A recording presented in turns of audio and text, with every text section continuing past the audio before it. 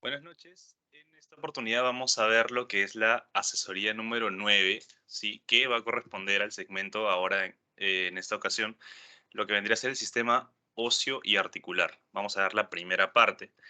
Para comenzar, vamos a ver lo que es la anatomía, en primer lugar, ¿sí? Y comenzamos dividiendo el sistema osteoarticular en dos sistemas, en sistema axial y sistema apendicular. ¿Ok?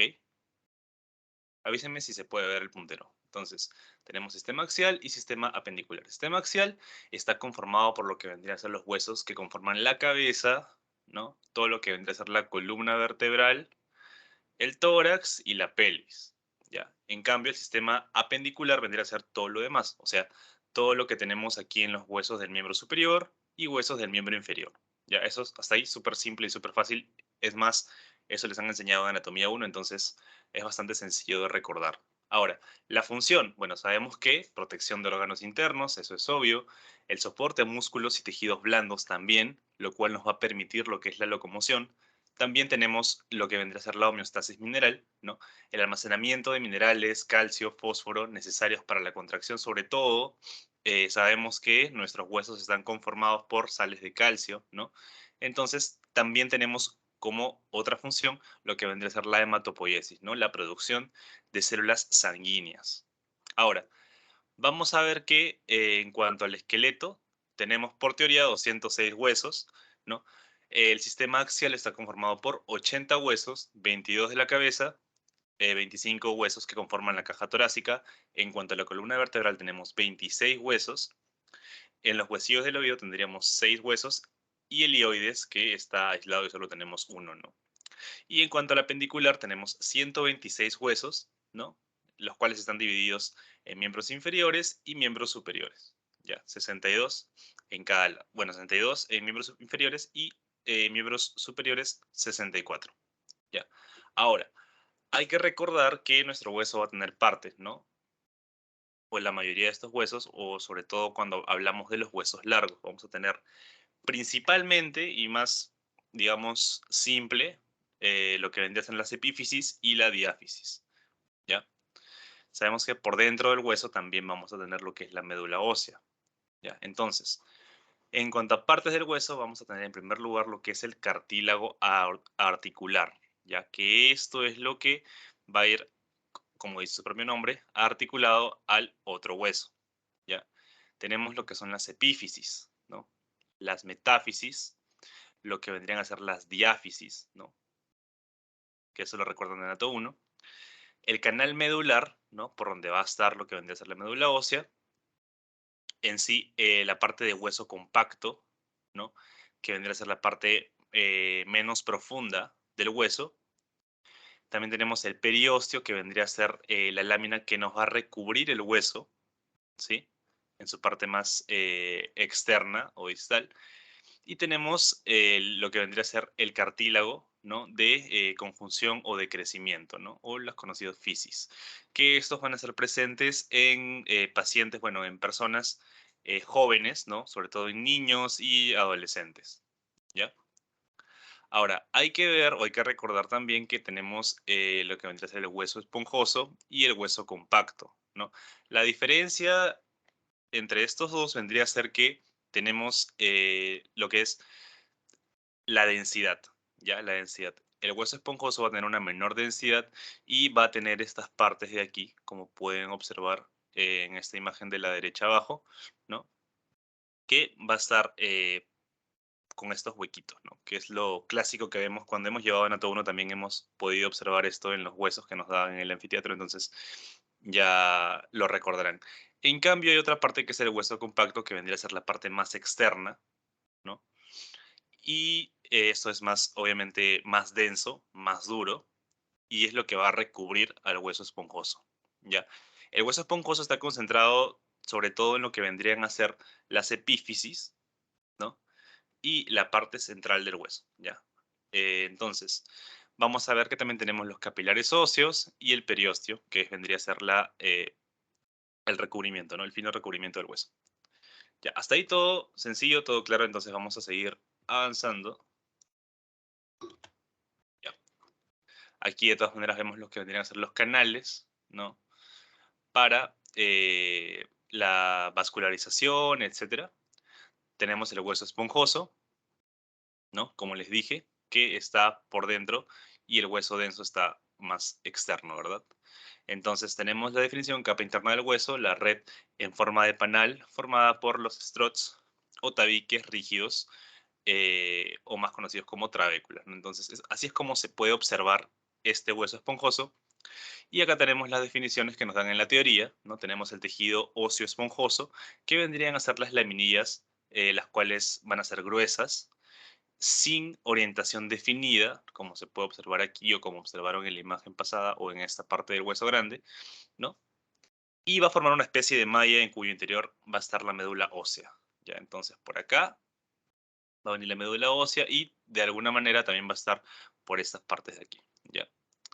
Ahora, en cuanto al tejido óseo compacto, vamos a ver que las laminillas óseas van a ser finas y tienen orientación concéntrica, van a estar bien definidas, a diferencia del tejido esponjoso, y no hay un espacio entre ellas, ¿no? Entonces, de todas maneras, es un tejido mucho más denso y compacto, como dice su nombre, ¿no?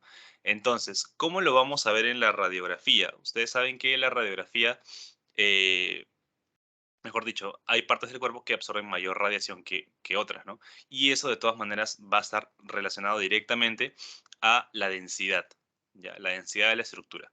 Entonces, si vemos que por esta zona de aquí está más radiolúcido, o sea, está más oscuro, podemos decir que esa zona tiene una menor densidad. En cambio, si esta zona de aquí, las zonas más laterales, las zonas más externas del hueso, se ven más radiopacas, quiere decir que hay una mayor densidad. Entonces, esto va de acuerdo a lo que hemos visto aquí en cuanto al tejido esponjoso y el tejido compacto, ¿no? Entonces, aquí se puede ver claramente. Ahora, el tejido esponjoso, en resumen, va a formarnos la epífisis y la metáfisis, y el tejido compacto va a formarnos todo lo que vendría a ser la cortical, sobre todo en la parte de la diáfisis, ¿ya? Entonces, hasta ahí también todo claro, todo sencillo, no hay nada tan complejo hasta ahora. Entonces, vamos a seguir avanzando. De todas maneras, cualquier cosa pregunten. Ya. Aquí tenemos una radiografía de un niño de 2 años, ¿no? Tenemos las incidencias tanto frontal y lateral.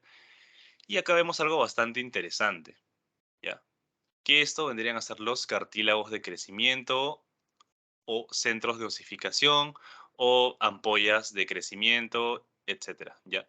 Esto de aquí es una estructura o es parte de la estructura anatómica que tienen sobre todo los infantes, hasta que esto se va cerrando, va a ser una fisura, ¿ya? Se va a ir cerrando conforme vayamos creciendo y más o menos a la edad de la adolescencia se va a terminar de sellar, ¿ya? Entonces, esto se ve como, digamos, una especie de partido, sobre todo en las partes de las epífisis de la mayoría de huesos largos, se pueden observar, y esto significa que los huesos aún van a crecer, ¿ya? Entonces, eso es lo que vendría a ser el cartílago de crecimiento. Se puede observar tanto en esta parte de aquí como en esta parte de acá, ¿ya? Cartílago de crecimiento se observa sobre todo en niños y adolescentes, ¿ya? Esto en la etapa de la adultez ya no está, está bien sellado, ya no hay esta división entre lo que vendría a ser la diáfisis y la epífisis, sino que es todo compacto, ¿ya?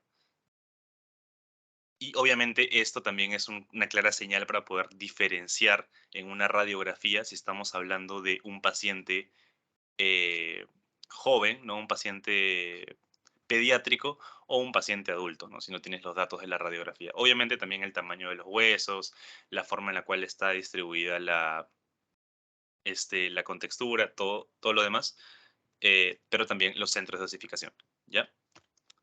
Ahora, nuevamente, partes del hueso: epífisis proximal, metáfisis proximal. Tenemos lo que vendría a ser la diáfisis en el número 3, ¿ya?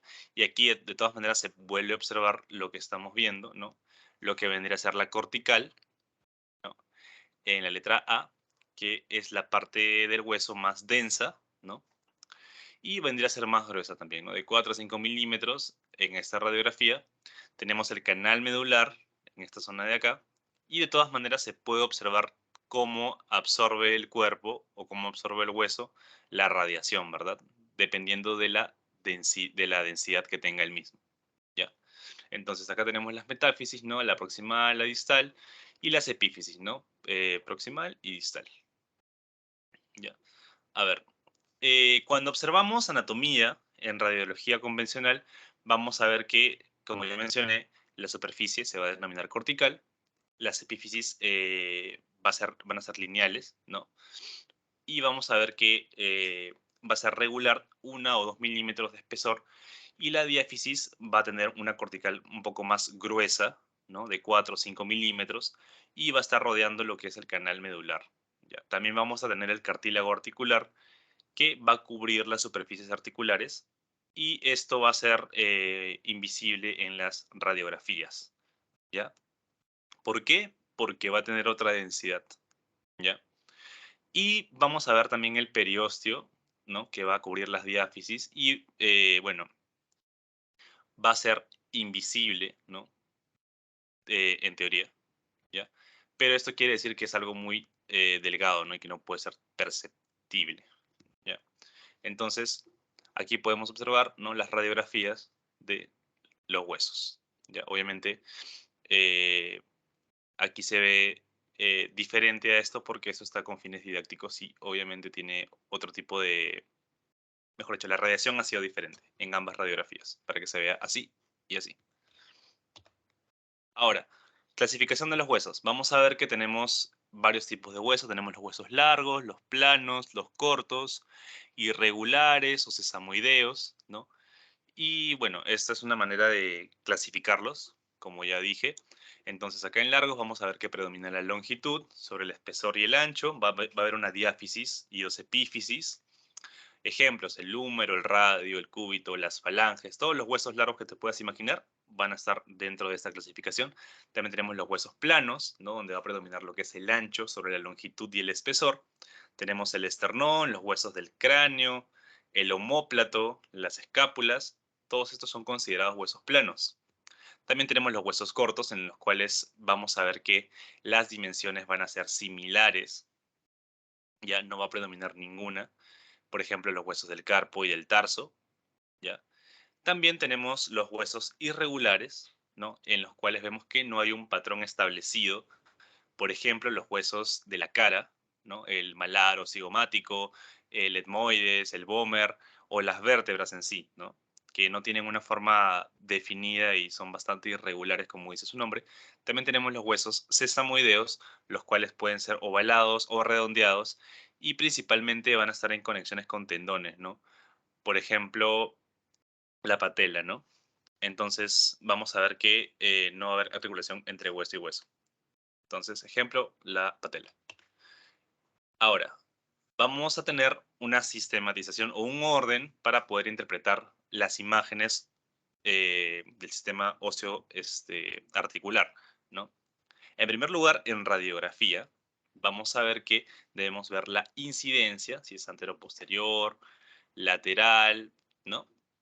Vamos a ver también la densidad ósea, ¿no? Para poder descartar osteopenia, osteomalacia, ¿no? También vamos a ver lo que es la morfología, a ver si encontramos osteofitos, anquilosis o alguna anomalía en cuanto a la morfología, ¿ya? Dependiendo también de las enfermedades que puedan existir. Por ejemplo, cuando tenemos un paciente reumático y vemos que la deformación, ¿no? De los huesos de la mano. También vemos lo que vendría a ser el número o el tamaño de las piezas que estamos observando, ¿no? De los huesos, ¿no? Podemos de alguna manera diagnosticar polidactilia si encontramos en la radiografía más de, más de 5 dedos, por ejemplo, ¿no? También vamos a ver lo que vendrían a ser los espacios articulares que estén conservados, que se vean de una manera normal, ¿ya? También la orientación de los ejes y lo que vendrían a ser los tejidos blandos, ¿ya?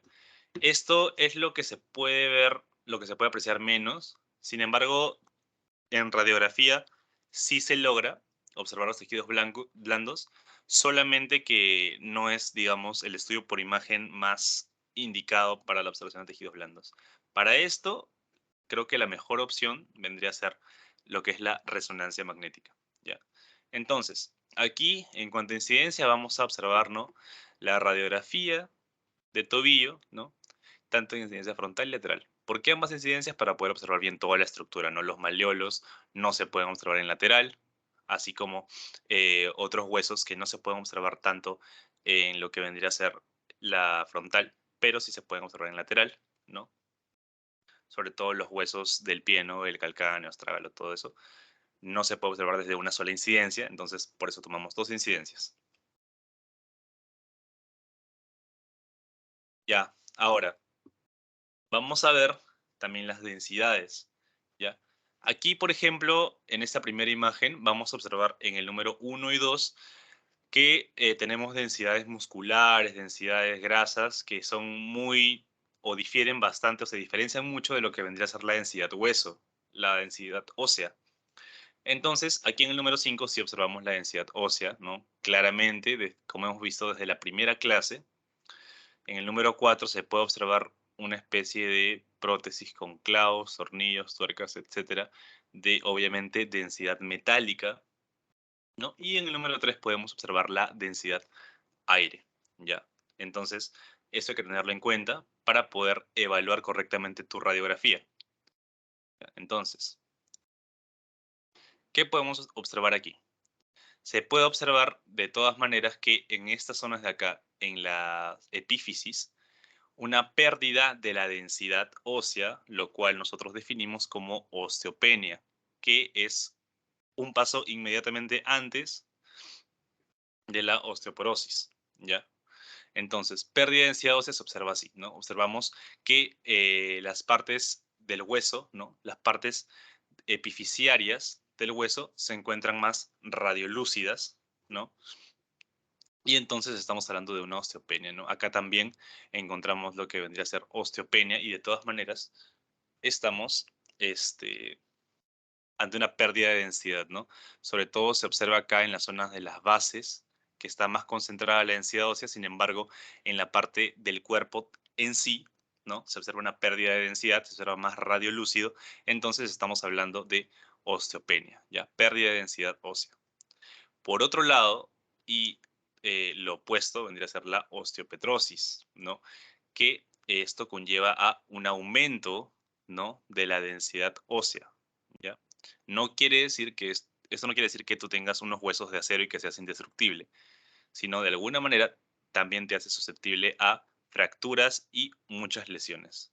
Entonces, así es como se puede observar en una radiografía la osteopetrosis. Se observa que el paciente va a estar eh, con una densidad aumentada. Obviamente, la densidad ósea ya no se ve como densidad ósea, sino se ve más o se asemeja más a lo que vendría a ser la densidad metálica. Sin embargo, no llega a ser igual porque el hueso jamás va a estar compuesto de metal, pero a lo que me refiero es que se va a ver muchísimo más radiopaco. ¿Ya? Entonces así se ve, ¿no? La osteopetrosis. Osteopenia menos osteopetrosis más.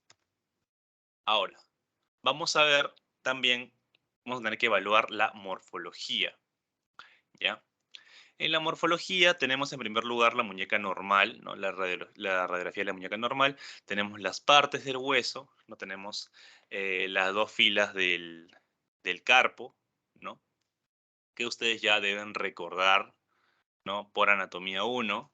Si no, de todas maneras, al finalizar la clase les voy a pasar una de mis clases de anatomía 1 para que repasen todo lo que son los huesos y no se pierdan en esta parte de diagnóstico que incluye bastante saber anatomía 1 porque tienes que reconocer la mayoría de estructuras y estar bien ubicado en cuanto a relaciones anatómicas, estar ubicado en cuanto a la posición de los huesos, a lo que vendría a ser normal en la anatomía, ¿no? Entonces, es importante que repasen anatomía 1 y se sepan esta zona de aquí, ¿ya? Sobre todo en las partes donde están más concentrados los huesos. Entonces, de todas maneras, les voy a pasar el material, ¿ya? Lo que quiero que vean aquí es que así se observa una muñeca normal, ¿no? Se pueden observar los huesos del carpo, se pueden observar las epífisis distales tanto de radio como cúbito, ¿no? También se pueden observar lo que vendrían a ser los inicios de los rayos, ¿no? De los primeros rayos. Y esto vendría a ser lo normal. ¿Cuándo es anormal? Cuando existe una esclerosis, o sea, existe una pérdida, ¿ya? Una pérdida de lo que vendría a ser la continuidad, ¿ya? Entre las articulaciones y por eso se ve de esta manera, ¿ya? Igual aquí, ¿ya? Acá también se ve una pérdida de la densidad, ¿no? Esto vendría a ser los huesos de la columna y estamos hablando de una, bueno, en este caso una anquilosis, ¿no? Y aquí, por ejemplo, también vamos a ver en cuanto a la morfología que nos va a servir la radiografía para poder definir una serie de patologías como las agenesias, ¿no? O ausencias congénitas de esas estructuras. Acá vemos que tenemos una radiografía de, obviamente acá, el fémur y aquí la tibia, ¿no? Sin embargo, acá está faltando los laterales, ¿no? El peroné. Entonces, eso es lo que ustedes también tienen que darse cuenta en cuanto a la evaluación de la morfología, que de repente hay una aberración o de repente hay una agenesia o una ausencia, ¿ya? Entonces, eso es lo que tienen que evaluar también, ¿ya? Aquí tenemos un paciente de 9 años en el que se puede observar el cartílago de crecimiento, como ya les había mostrado, ¿no? Se puede observar acá que hay una división entre los huesos, lo cual quiere decir que el hueso va a seguir creciendo, ¿no? Tanto en el fémur, ¿no? Como en la tibia. Aquí también se observa, ¿no? Esto de acá, conforme vaya avanzando la edad, se va a ir borrando, ¿ya? Pero está presente. Ahora, aquí tenemos a un paciente un poco menor a este, ¿ya? Porque vemos los cartílagos de crecimiento un poco más pequeños, un poco más separados, ¿no? Entonces podemos de alguna manera también inferir la edad del paciente en relación a este otro paciente, ¿ya? Y obviamente porque los huesos están más separados también, ¿ya? Acá tenemos otro paciente de 2 años en el cual no se puede ver la patela, ¿no? Por el proceso de formación, todavía no se forma lo que vendría a ser la rótula. Y aquí también en morfología podemos ver lo que vendría a ser la polidactilia, ¿no? Aquí vemos que nuestro paciente tiene 1, 2, 3, 4, 5, 6, 7. Tiene 2 dedos de más. ¿Ok? Entonces, claro, tenemos los metacarpos, las falanges y observamos que hay 2 de más, ¿no? 2 dedos de más. Y bueno, aquí vemos lo que vendría a ser la fractura del cartílago de crecimiento, ¿no? Que esto es normal. Y esto va a ir cerrando, ¿no? Conforme vaya avanzando la edad del paciente. Ahora, vemos que eh, tenemos la orientación del eje que también tenemos que estar visualizando y monitoreando en las radiografías. Acá tenemos la radiografía normal, ¿ya? Pero aquí podemos observar las subluxaciones cubitales, ¿no? Que quiere decir que nuestros dedos, nuestras falanges, ¿no? E incluso de repente también los metacarpianos se van a ir movilizando, ¿no? O luxando hacia la zona cubital, ¿no? Si se van hacia los laterales, están yendo hacia la zona más cubital, ¿ya? Entonces esto de acá se ve habitualmente en pacientes reumáticos. Aquí también, y aquí también se puede observar la subluxación cubital, ¿ya? Si fuese hacia el otro lado, vendría a ser subluxación radial, ¿ya? Entonces, eso en cuanto a orientación del eje, que es bastante sencillo es ver nada más alguna aberración en cuanto a la orientación. Y acá podemos observar otros tipos de luxaciones, ¿no? Tenemos la luxación del codo, ¿no? En la cual hay una pérdida de la continuidad de la articulación bien marcada, ¿no? También la luxación bilateral de cadera, ¿no? Que también podemos observar que la cabeza del fémur se ha salido del acetábulo, ¿no? En esta zona también. Vemos también las escoliosis, ¿no? Que acá vendría a ser una escoliosis dorsal, ¿no? De la parte de la columna dorsal de convexidad derecha, ¿no? Y para poder ver bien que no haya otra afección, se tiene que solicitar en cuanto a esta escoliosis o a esta primera impresión otra radiografía, ¿no? Pero esta vez de incidencia lateral, ¿no? Para poder observar si es que existe alguna otra anomalía, ¿ya? También tenemos las luxaciones de rodilla, ¿no? Acá tenemos la radiografía frontal y lateral, ¿no? Y acá también se ve la pérdida de continuidad entre la articulación, ¿no? Igual, aquí en luxación de tobillo se puede observar lo que ya les había dicho, ¿ya? Ahora, lo que se va a observar siempre en estas luxaciones van a ser las pérdidas de relación articular. Ahora, también, como ya les dije, se puede ver o se puede evaluar lo que vendrían a ser las partes blandas. Sin embargo, en radiografía no se ve mucho, pero igual lo mencionan en la teoría. Entonces, vamos a ver que en los hematomas o 15 se va a poder observar un aumento, ¿no? De la densidad, bueno, un aumento de la densidad no, sino un aumento del volumen en las partes blandas, ¿no? Acá tal vez no se ve muy bien. Vamos a ver si puedo hacer un acercamiento. Ya, esta parte de acá que se ve un poquito más radiopaca, o sea, esto acá está negro, es la radiolucidez del aire, pero acá se ve algo más radiopaco, ya se ve muy tenue, pero sí se logra ver. Entonces aquí vendrían a ser las partes blandas, ¿no? Y obviamente hay una inflamación producto del esguince que ha tenido este paciente, ¿ya? Como digo, no se puede observar tan claramente en, este, en radiografía, sin embargo, se puede apreciar de alguna manera, ¿no? Aquí también, por ejemplo, en esta fractura conminuta, ¿no? Que se ha dado de todas maneras, por un proyectil de arma de fuego, ¿no? Se puede observar la pérdida de la continuidad de el cúbito, ¿no? En el tercio medio.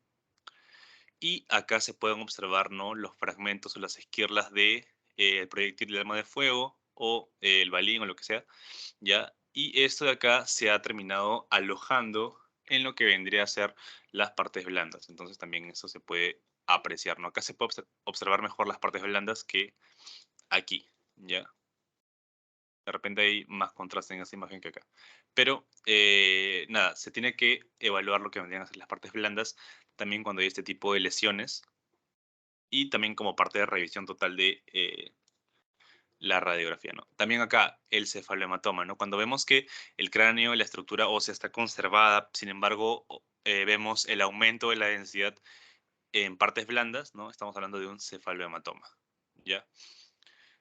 Que no es en sí nada que tenga que ver con el hueso en sí, sin embargo, es un problema ya de partes blandas, ¿ya? Ahora, vamos a ver que tenemos varias técnicas por imágenes para la evaluación del sistema óseo articular, ¿no? Tenemos la radiografía simple, la radiografía intervencionista para poder sacar alguna muestra, alguna biopsia, etcétera. Tenemos la tomografía, ¿no? La tomografía, tenemos la resonancia magnética, que es, digamos, la mejor técnica para poder evaluar lo que son tanto los tendones como los músculos.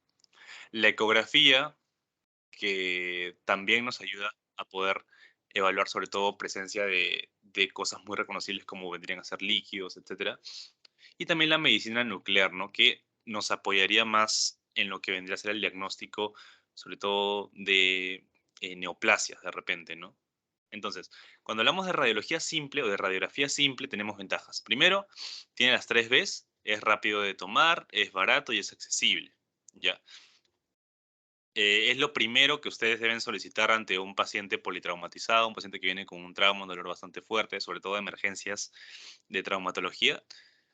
Siempre el gol estándar va a ser que saquen o que pidan radiografía. Lo más probable, siempre piden. Ya. Incluso después de alguna luxación que haya tenido el paciente y ustedes se hayan acomodado, igual se tiene que pedir la radiografía y ya evaluando cómo está el paciente, puedes pedir ya sea resonancia o ecografía, ¿ya? Entonces, siempre se va a pedir esto, siempre. Van a haber un montón, sí. Entonces, tienen que mínimo saber reconocer bien las estructuras y luego también ver las densidades y poder observar de repente qué cosa está mal o eh, qué lesión pueden encontrar, ¿no? Que eso lo vamos a ver en la siguiente clase. La siguiente clase que vendría a ser las lesiones de este sistema osteoarticular.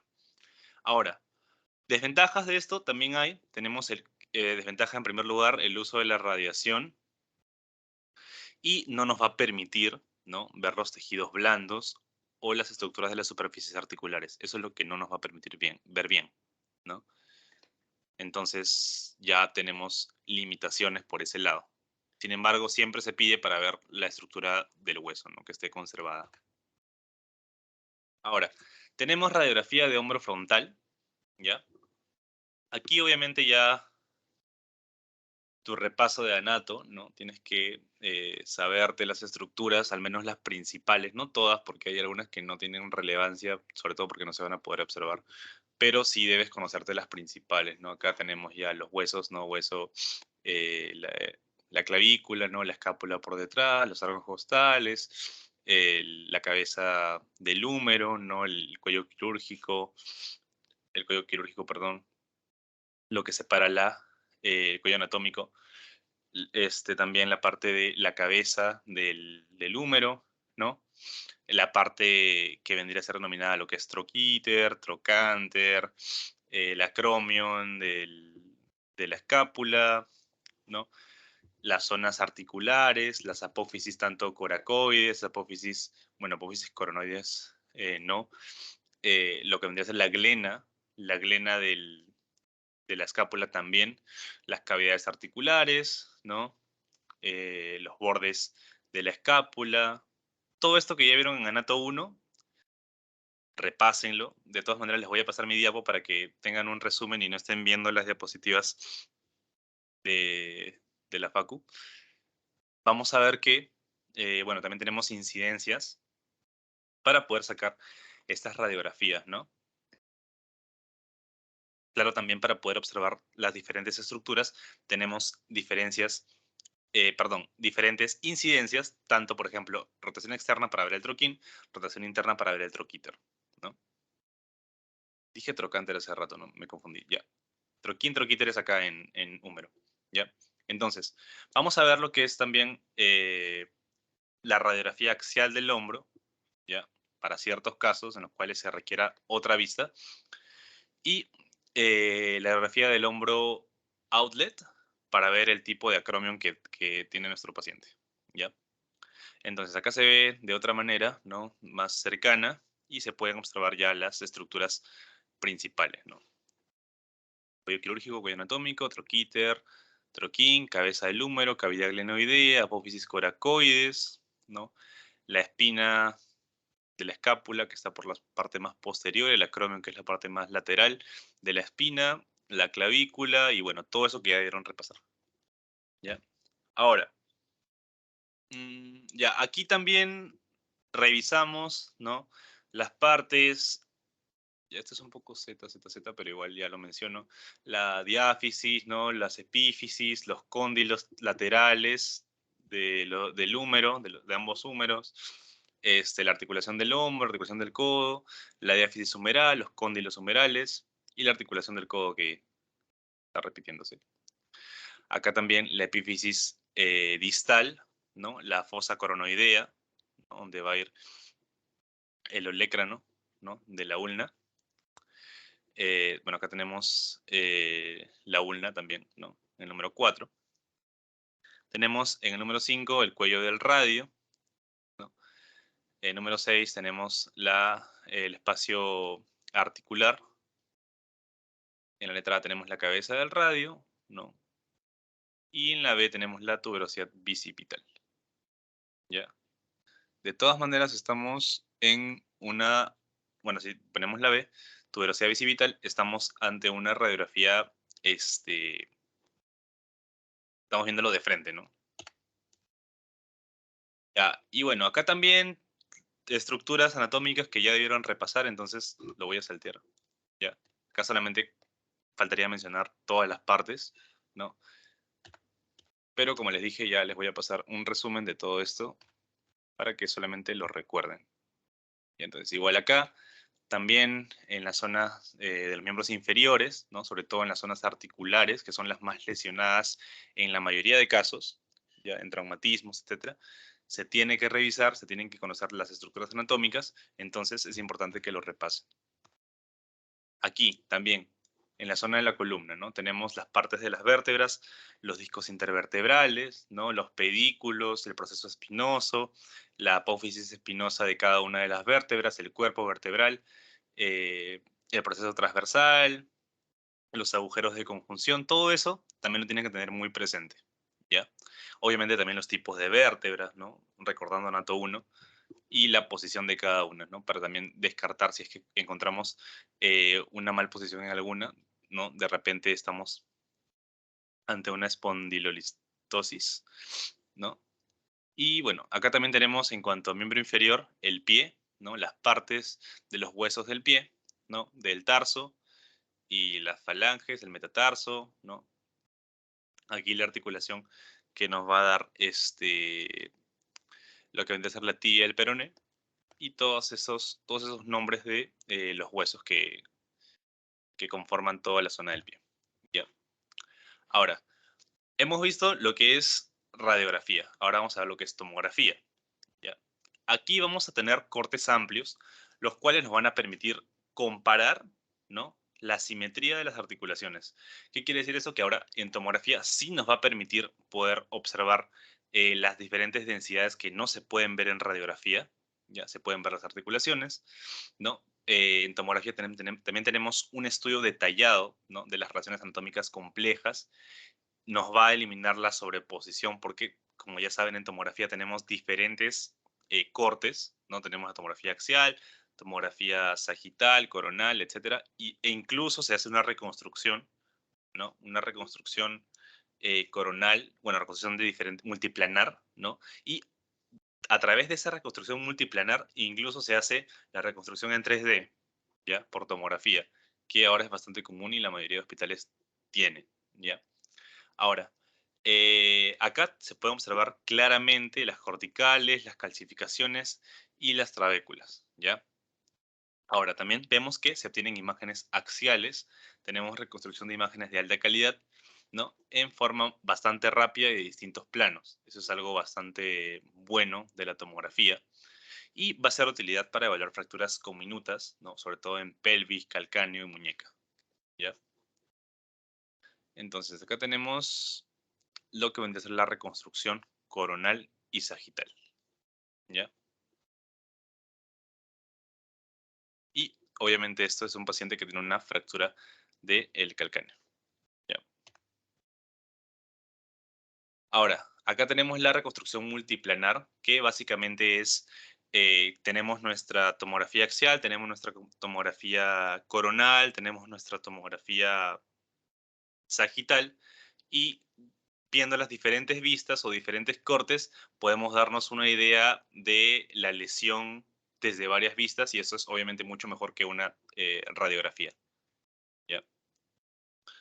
Entonces, eso es lo que vendría a ser la reconstrucción multiplanar, verlo a través de diferentes planos y tener una mejor perspectiva de la lesión.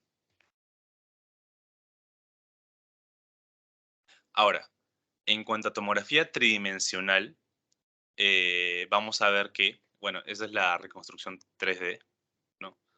Dada por tomografía. Ya que tienes los tres planos, obviamente se puede hacer una reconstrucción por computadora y eso es lo que sale, ¿ya? Entonces, vemos que hay indicaciones para esta tomografía, ¿no? Las cuales son traumatismos óseos, ¿no? De hombro, codo, muñeca, pelvis, columna, y sobre todo cuando hay fragmentos, ¿no? Cuando de repente son heridas por proyectiles o es un paciente politraumatizado que se nota que hay fragmentos de hueso, se indica sobre todo la tomografía, ¿no? Para ver, o para ver la magnitud del daño, ¿no? También vamos a ver el grado de depresión de la superficie articular, las complicaciones después de las fracturas, cuando hay retraso de la consolidación, ¿ya? O pseudoartrosis. También se pide tomografía cuando hay cirugía en prótesis de cadera o también detección de tumores, ¿no? También la osteomielitis crónica.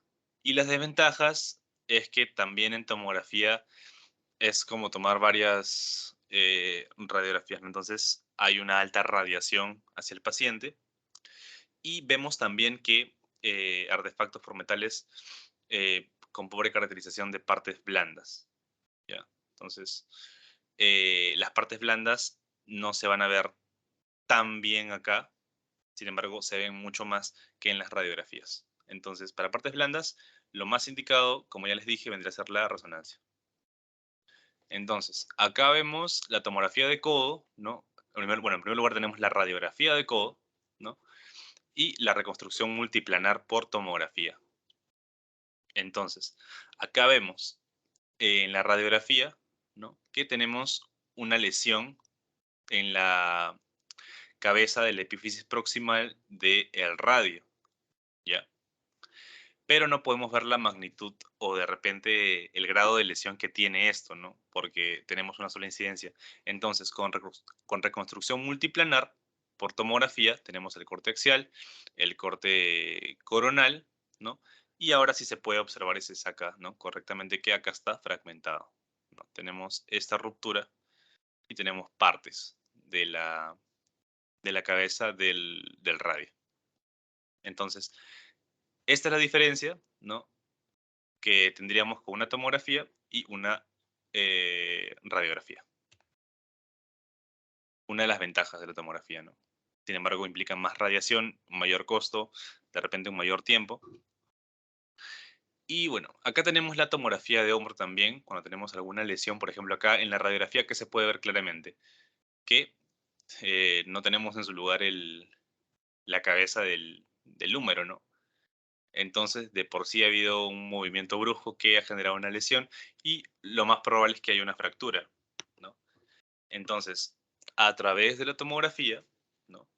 Se puede observar eh, por los cortes que podemos solicitar, ¿no? Corte coronal, corte axial, se puede observar mejor cómo está la estructura ósea, ¿no? Incluso se hace la reconstrucción multiplanar y reconstrucción en 3D, que es como se ve aquí o como vieron en la imagen pasada del cráneo, y se puede ver las diferentes incidencias y la magnitud de la lesión, como ya mencioné.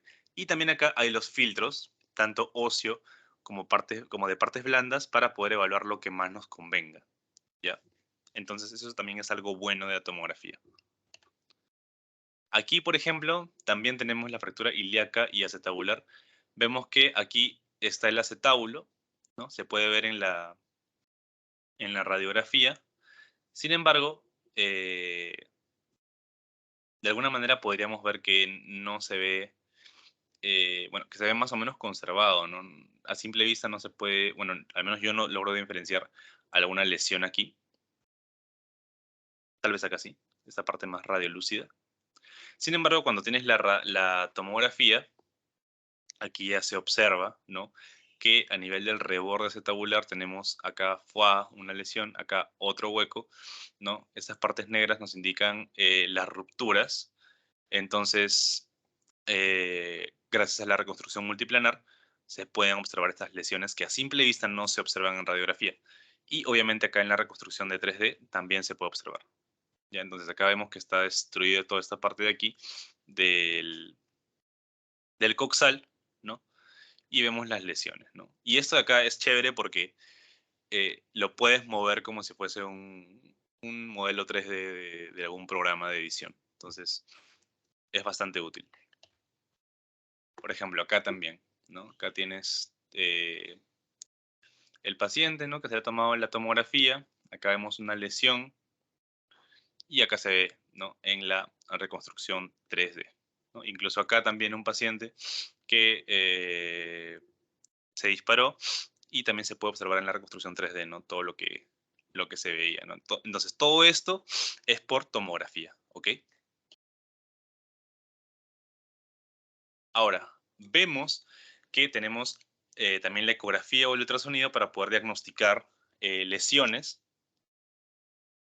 ¿no? Del tejido, bueno, de lo que vendría a ser el sistema osteoarticular. Lo que nos va a servir aquí es que tenemos gran resolución en la evaluación del músculo, sobre todo en músculo, ¿ya? Y este vendría a ser como que el primer examen que se pediría para poder explorar lo que vendría a ser la articulación, cuando de repente vemos algún compromiso de tendones, de la cápsula, de la aponeurosis, tejido graso, piel, cartílagos, etcétera, ¿ya? Entonces acá tenemos la ecografía de huesos largos, donde se puede observar acá claramente, y también tenemos la ecografía obstétrica, ¿no? De huesos planos, ¿ya? Ahora, vamos a ver que para esto se van a aplicar o se van a usar los transductores lineales, ¿no? De 7.5 MHz como mínimo, y lo ideal serían 12, ¿no?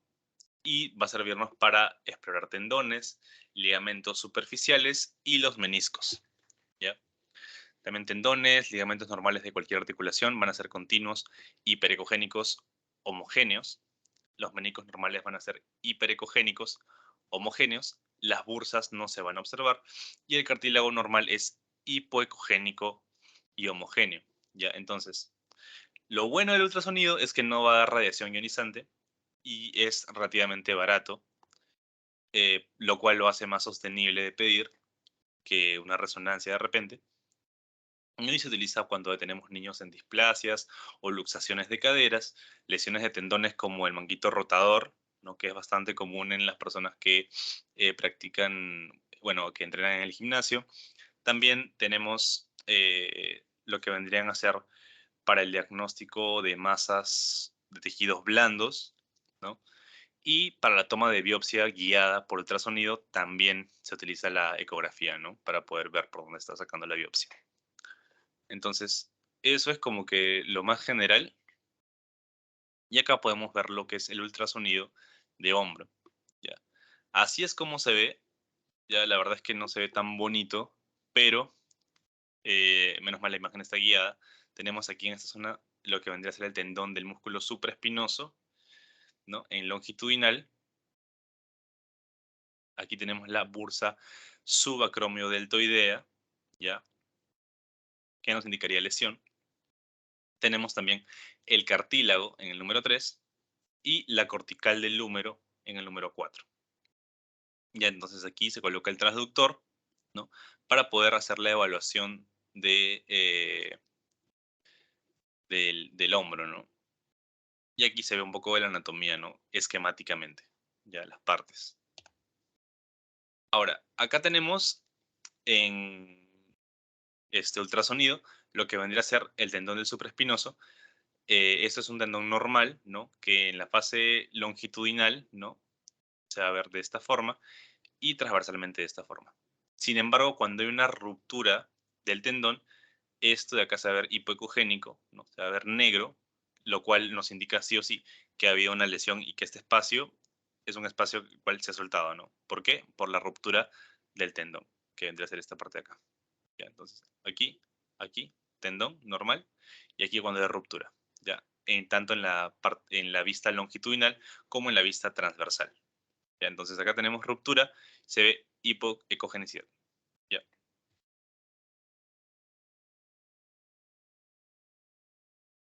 Ahora sí tenemos lo que vendría a ser lo más importante para ver articulaciones, ¿no? Sobre todo por la claridad de la imagen que te da la resonancia. Entonces, como ya dije, para articulaciones, ¿no? Estructuras, sobre todo tejidos blandos. Ya, esto va a ser lo más top que vas a tener para poder diagnosticar y poder ver porque se ve ultra claro, a diferencia de los estudios anteriores. ¿Ya? No requiere preparación. Se pueden realizar los cortes que se realizan en tomografía, lo cual es bastante útil. Y se puede crear fácilmente imágenes desde casi cualquier dirección y en cualquier orientación. ¿Ya? Entonces, y obviamente a diferencia de la tomografía, no vamos a utilizar radiación, ¿no? Lo cual es algo bueno. Entonces, vamos a ver que las imágenes van a ser adquiridas por la antena, siendo emisora y receptora de la señal, no por magneto. Y va a usar las secuencias tanto T1 y T2 que ya vimos hace muchas clases, la densidad de protones con saturación grasa también. Y vamos a ver que tenemos deficiente visualización de lo que vendría a ser la cortical y las trabéculas. Sin embargo, todo lo demás sí se va a poder observar. ¿Ya?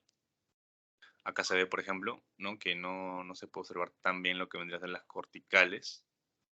¿Ya?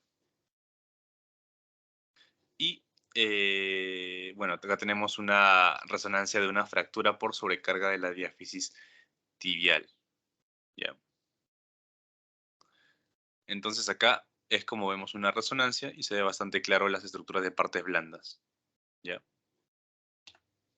Ahora, vamos a ver que la resonancia no es invasiva, tampoco va a usar radiación y el contraste va a ser muy poco probable que nos vaya a conducir a una reacción alérgica, ¿ya? Entonces va a cubrir partes más grandes del cuerpo, al contrario de otras técnicas, ¿no? Y puede determinar si el cáncer se ha extendido también. Vamos a ver también que, por ejemplo, aquí tenemos el corte axial con supresión de grasa y nos va a mostrar el cartílago y esto va a ser una señal inmediata, ¿no? Lo cual va a contrastar con el líquido articular de alta señal, ¿ya? Y vamos a ver que también va a haber un buen contraste de lo que vendría a ser los tejidos blandos, ¿no? Acá tenemos la radiografía, en la cual no se observa muy bien qué es esto, sin embargo sabemos que es densidad tejido blando. Sin embargo, cuando sacamos la resonancia, se ve al toque, ¿no? Una tumoración, ¿no? Por ejemplo, ¿no? O una neoplasia, ¿no? Se puede observar claramente, ¿ya? Por resonancia. Entonces, eso es la resonancia magnética multiplanar. Nos muestra coronal, sagital, axial, etc. Ahora, los hallazgos en cuanto a esto, vamos a ver que en T1 vamos a evaluar lo que son los tendones, ligamentos, meniscos, y en T2 tenemos la evaluación de lo cartílago, también la presencia de líquido, derrame, y la densidad de protones con saturación grasa nos va a permitir ver la lesión, ¿ya? Los tendones, ligamentos, meniscos normales van a ser hipointensos, homogéneos en las secuencias que podamos sacar con la tomografía, con la resonancia. Y aquí se puede observar, ¿no? La parte grasa, el fémur, ¿no? La tibia, ¿no? Y los músculos, ¿no? Y también tenemos la secuencia de densidad de protones con saturación grasa, ¿no?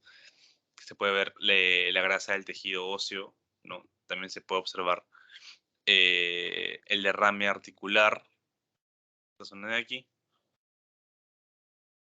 la grasa muscular también, ¿no? Entonces tenemos esto, ¿no? La secuencia de densidad de protones con saturación grasa para poder observar ya no tanto las estructuras óseas, sino más lo que vendría a ser la grasa per se, ¿ya?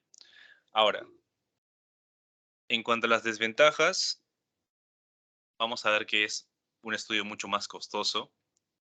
Ya en algunos pacientes se puede observar la claustrofobia. Vamos a ver que es un artefacto por objetos ferromagnéticos. No se puede meter a cualquier paciente a este tipo de estudios por imágenes. ¿Ya? Ya, también la resonancia no va a ser capaz de encontrar todos los tipos de cánceres. Por ejemplo, el cáncer de mama, ¿no? Indicados por microcalcificaciones. La resonancia tampoco no siempre puede distinguir entre tumores malignos o benignos, como los fibroadenomas de busto, lo cual puede llevar a resultados falsos positivos o falsos negativos, o simplemente una visión muy general, ¿no? de una tumoración. Y hay un riesgo teórico en el primer trimestre de embarazo. Ya, esas vendrían a ser las desventajas de la resonancia. Y acá tenemos lo que vendría a ser la artorresonancia magnética, ¿no? Que vendría a ser una artografía mediante la resonancia magnética. Y acá tenemos en la figura un corte axial, ¿no? De la parte del hombro y un corte sagital en la B, ¿ya? Donde se observa la fractura de Bankart, ¿ya? Ya. Vamos a ver que tenemos la ruptura de la parte anteroinferior del reborde glenoideo de la escápula por una luxación anterior del hombro y la parte de Bonney-Bankart cuando se asocia también una fractura de la cavidad glenoidea, ¿no? Entonces, tenemos luxación anterior del hombro y también fractura de la cavidad glenoidea de la escápula, vendría a ser lo que vendría a ser el Bonney-Bankart, ¿ya? Y cuando hablamos de contraste de tejidos blandos, acá tenemos la tomografía, ¿no? Y acá que se observa el tumor en el húmero proximal, ¿no? En la parte proximal. Vamos a ver que el anillo de calcificación se observa mejor en la tomografía, ¿no? Pero cuando hablamos de partes blandas, se observa mejor, obviamente, en lo que es la resonancia, ¿no? Tanto en T1 como en T2, ¿no? En T2 también se puede observar mejor lo que vendría a ser el tumor. ¿Ya? Entonces, eso es. Y ya por último, para terminar, vamos a ver lo que es la medicina nuclear. Aquí vamos a ver lo que ya hemos visto en varias teorías anteriores, que van a emplearse isótopos radioactivos como radiofármacos para poder diagnosticar por imágenes todo lo que vendría a ser el esqueleto. Es bastante sensible, pero no es muy específica. Ya esto se utiliza para ver fracturas, sobre todo tumores, ¿no? La artritis, enfermedades reumáticas, infecciones y enfermedades metabólicas del hueso, ¿no? Entonces, cuando hay sospechas de neoplasias, también se puede pedir un estudio por medicina nuclear, ¿no? Un PET scan, gamografía, etcétera. Y aquí podemos observar, por ejemplo, un estudio de medicina nuclear de un paciente normal, ¿no? Y aquí cuando tenemos un paciente que ha hecho metástasis. Y acá tenemos las partes iluminadas, son las partes a las cuales se ha hecho la metástasis, ¿ya? Entonces, eso vendría a ser todo, chicos, por esta clase. ¿Alguna duda, alguna pregunta? Si no, ya pasaríamos a lo que sigue, que es la evaluación, ¿no? El post-test.